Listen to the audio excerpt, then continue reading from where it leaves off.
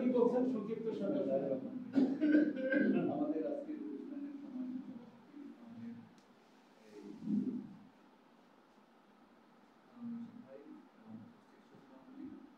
আসলে আমরা একটা লম্বা সময় নিয়ে নিয়েছি, যদিও ঘরোয়া বৈঠক কিন্তু বৈঠকটা খুব তাৎপর্যপূর্ণ হয়েছে এবং আমার কাছে মনে হয়েছে যে আসলে আমার কষ্ট করে একটা সময় নিয়ে প্রবন্ধ লেখা এটা অনেকাংশে সার্থক।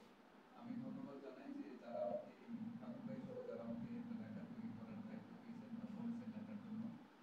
শ্রোতৃমণ্ডলী, আসলে আমরা একটা সীমিত পরিসরে আয়োজন এবং সীমিত আলোচনা এবং একটা নির্দিষ্ট গণ্ডির মধ্যে আমরা আলোচনাটা সীমিত রাখার পক্ষে ছিলাম। বিশেষ করে আমরা তো বর্তমান সরকারকে ইগনোর করে আমরা আমাদের বক্তব্য রাখছি না, আমরা বর্তমান সরকারকে সামনে রেখেই এই বক্তব্য রাখছি। আমি বলছি যে এই যে চলতি বাজেট অন্তর্বর্তীকালীন সরকার দিলেন, যে সরকার এসেছেন একটা বৈষম্য বিরোধী আন্দোলন অথবা বিএনপির আন্দোলন অথবা এদেশের জনমানুষের ছাত্রদের সকলে শ্রমিক কৃষক সকলে এই আন্দোলনে সম্পৃক্ত ছিলেন।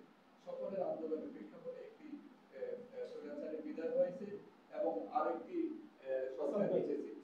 তো সেক্ষেত্রে আমরা যে সরকার এসেছে সেই সরকারকে তো সামনে রেখে আমরা আমাদের বক্তব্য রাখছি, কারণ আমরা মনে করেছিলাম যে যারা এই স্টেক হোল্ডার, বিশেষ করে রাজনৈতিক দলগুলো এবং যারা শুধু আওয়ামী লীগ বাদ দিয়ে বা আওয়ামী লীগের যারা দোসর জাতীয় পার্টি বা কিছু নাম সর্বস্ব দল, তারা বাদ দিয়ে দেশের সব মানুষই বলতে গেলে স্টেক হোল্ডার, সবাই আন্দোলন করেছে, সবাই সরকারের স্বৈরাচারের পতনের জন্য মাঠে ছিল এবং মাঠে থাকতে গিয়ে দীর্ঘমেয়াদী আন্দোলনে অনেকেই ক্ষতিগ্রস্ত হয়েছে, যারা নিহত হয়েছেন, শাহাদাত বরণ করেছেন বা আহত হয়েছেন, বা একেবারে সেই ব্যক্তিটি আমার জন্য ইম্পর্টেন্ট না হতে পারে, কিন্তু যে পরিবারের সদস্য মারা গেছেন তিনি ওই পরিবারের জন্য অনেক বেশি গুরুত্বপূর্ণ ব্যক্তি। বিশেষ করে আপনারা জানেন যে হেফাজতের রাতে 5ই মে 2013 সালে যে রাতে নৃশংসভাবে খুন হন, সেই খুনটাকে আমি উল্লেখ করেছি যে ভারতবর্ষের আরেকটা এই ভয়াবহ ঘটনার সাথে, সেটা হচ্ছে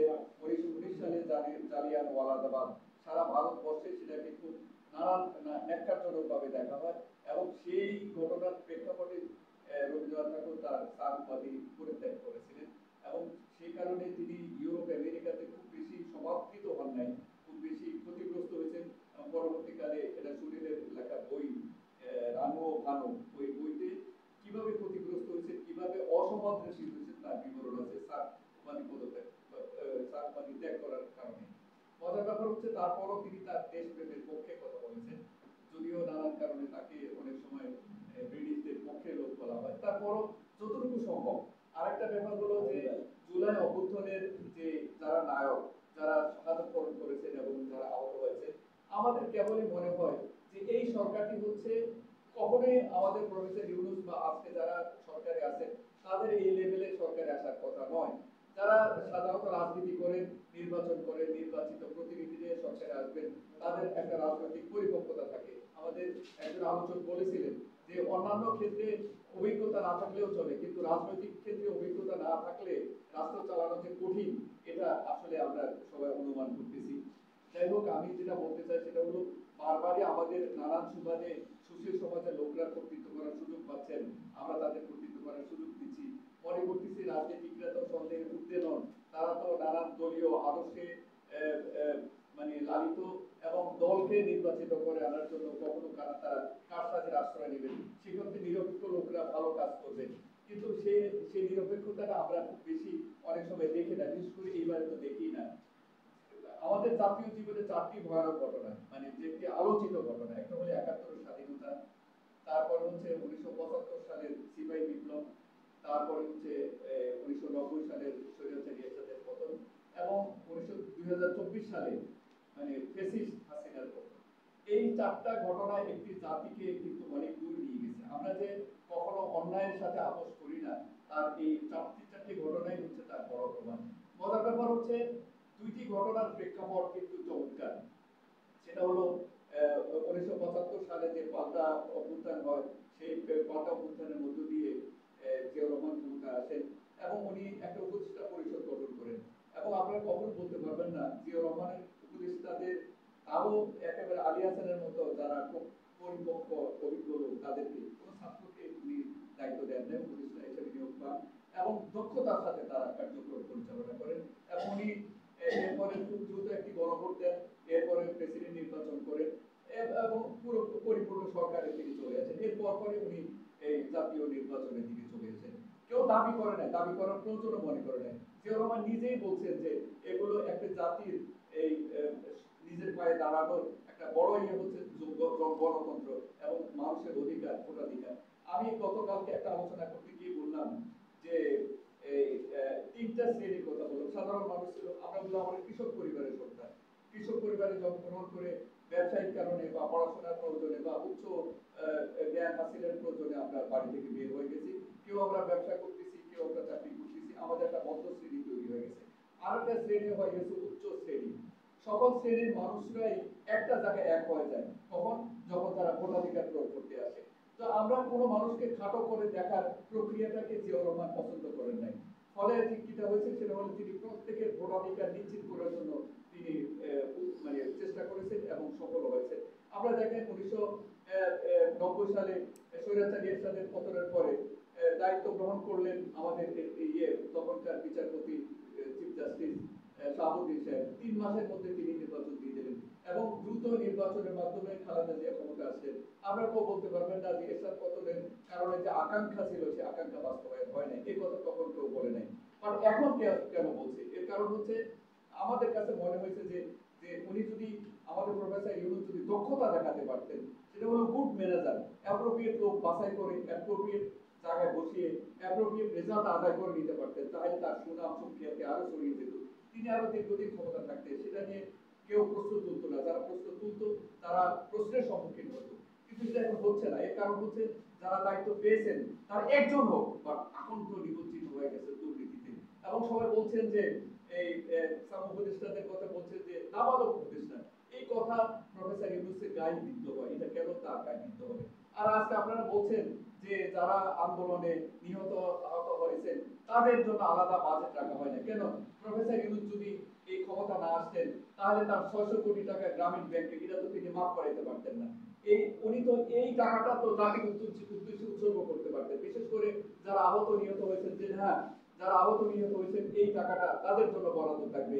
যেমন আলফ্রেড নোবেল সারা জীবনে যা অর্জন করেছেন সেই অর্জনটাকে তিনি একটা ট্রাস্টে দান করলেন এবং প্রতি বছর তার উপর ভিত্তি করে এই নোবেল পুরস্কার দেওয়া হয় 6টা ইভেন্টের উপরে। প্রফেসর ইউনূস এই টাকাটা তিনি আলাদা একটা বরাদ্দ রাখেন এবং সেটা বৈষম্যের আন্দোলন করতে গিয়ে যারা আহত নিহত হয়েছেন, যারা ক্ষতিগ্রস্ত হয়েছেন একেবারে সে 1/11 এর পর থেকে তাদের লিস্ট করে তাদের জন্য গ্রন্থ রচনা হয়, তাদের উপর তথ্য সংগ্রহ নয়, একেবারে তাদের ক্ষতিপূরণ একজন মুক্তিযোদ্ধার মতো ক্ষতিপূরণ তিনি দিতে পারেন। এই টাকাটা যদি এই ক্ষেত্রে বাজেট করেন, তো আমরা কেন আমরা সেই একটু সাইলেন্ট, সেটা হচ্ছে আমরা কেন তাহলে এই কথাটা বলবো না যে আমাদের প্রফেসর ইউনূস দায়িত্বে আছেন, রাষ্ট্র পরিচালনা করতেছেন, কিন্তু তার উপর অর্পিত যে দায়িত্ব সেটা তিনি সঠিকভাবে পালন করছেন না। সঠিকভাবে তিনি যদি পালন করতে পারতেন তাহলে এত বিতর্কের সৃষ্টি হতো না, জাতীয় সরকারের কথা আসতো না, নির্বাচনের কথা আসতো না, কিছুই আসতো না। কেবল তিনি যদি দায়িত্বশীল ভূমিকা পালন করতে পারতেন। আজকে কথা উঠতেছে যখন আমার পরিবারের অভিভাবকত্ব করতে পারতেছেন না, সে কারণে আমরা এই বিষয়টা নিয়ে আসছি। আমরা ওই কথাই বলছিলাম যে দুটো জায়গায় দায়িত্বশীল ভূমিকা পালন করা হয়েছে। একটা হচ্ছে যেমন স্বাধীনতার পরে শেখ মুজিব ক্ষমতায় এসে দায়িত্বশীল ভূমিকা পালন করতে পারেন নাই বলেই মুক্তিযুদ্ধকে বিতর্কিত করেছেন। এবং একইভাবে আমরা দেখতেছি যে 2024 সালে প্রফেসর ইউনূস দায়িত্বশীল ভূমিকা পালন করতে পারেন নাই বলেই আজকে 24-এর এই রক্তক্ষরণকে তিনি বিতর্কিত করে ফেলেছেন। আমি মনে করি যে এটা জাতির জন্য শুভকর নয়। যদি শুভকর হয় তাহলে অনাগত দিনে না হয় তাহলে অনাগত দিনে মানুষ স্বৈরাচারের বিরুদ্ধে আন্দোলন করবে না, এভাবে রক্ত দেওয়ার জন্য প্রস্তুত থাকবে না। আমাদের যারা সৈনিক গোষ্ঠী থাকতেই হবে যারা প্রতিবাদ করবে, কারণ আমরা তো প্রতিবাদ করতেই অভ্যস্ত। অন্যায় অপরাধ, আজকে বিএনপি নির্বাচনের কথা বলে তারা সংখ্যাগরিষ্ঠ আসন নিয়ে সরকার গঠন করলে তাদের বিরুদ্ধে কি মানুষ কথা বলবে না? যদি তারা অন্যায় করে তারপরও আমরা চাইবো একজন গ্রহণযোগ্য ব্যক্তি প্রধান দায়িত্বে থাকুন।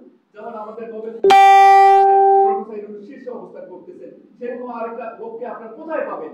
যদি আপনারা সেরকম লোক বাছাই করতে পারেন তাহলে তাকে দায়িত্ব দেন, তিনি জাতীয় সরকার গঠন করবেন। সেটা নেই বলেই তো আমাদের সাধারণ জনগণের কাছে যেতে হচ্ছে। আরে বাবা তোমরা বলো, তোমরা এদেশে নানা শ্রেণী পেশার মানুষ আছে, জমিদার আছে, রাজা বাদশাহ আছে, রাজা বাদশাহ সে দামি লোকজন নিজেদের মনে করে, অনেক বেশি বিত্তশালী লোকজন আছে, ব্যাংকের মালিক আছে, বিমান মালিক আছে, ইত্যাদি ইত্যাদি।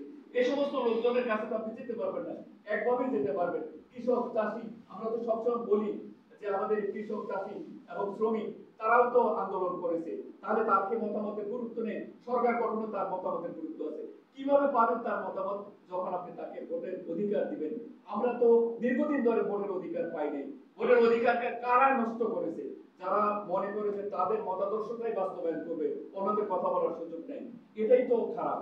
আমরা তো চাই যে সকল জনগণ মতামত দিক, যে তার পছন্দের লোককে সে ভোট দিক, এবং সেটা বিএনপি হবে কেন, অন্য কেউ হোক। বিএনপি তো বলে না যে আমাদেরকে ভোট দেন, এখন আমরা অনুমান করে বলতেছেন যে বিএনপির পক্ষে জনগণ বেশি। তাহলে এটি তো এমনি এমনি হয় নাই। জিয়া রহমান তো এমনি এমনি সেনা প্রধান হয় নাই, সেনা প্রধান করার জন্য কেউ কি তাকে সুপারিশ করেছে? খালেদা জিয়া তো এমনি এমনি প্রধানমন্ত্রী হন না, আন্দোলন সংগ্রাম করতে করতে এসেছে।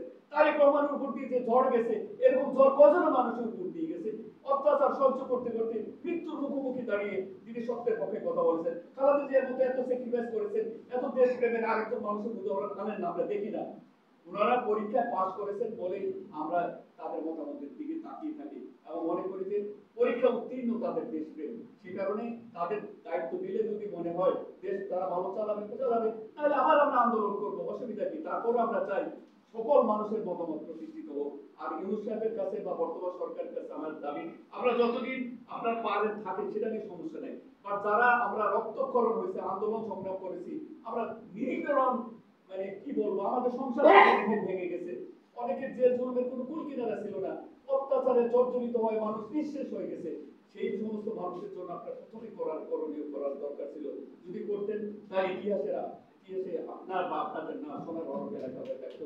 আমরা সেটাই চাই। আশা করি এই বাজেটও সেই সুযোগ আছে, বা সেই সুযোগের দিকে আপনি তাকিয়ে অথবা আপনি নিজের তরফ থেকে একটা বড় ফান্ড দিয়ে এই আলফ্রেড নোবেলের মতো সেরকম একটা উদাহরণ স্থাপন করে আমাদের সবাইকে। আমাদের অনুষ্ঠান এখানেই সমাপ্তি। আমরা সমাপ্তির আগে ছোট্ট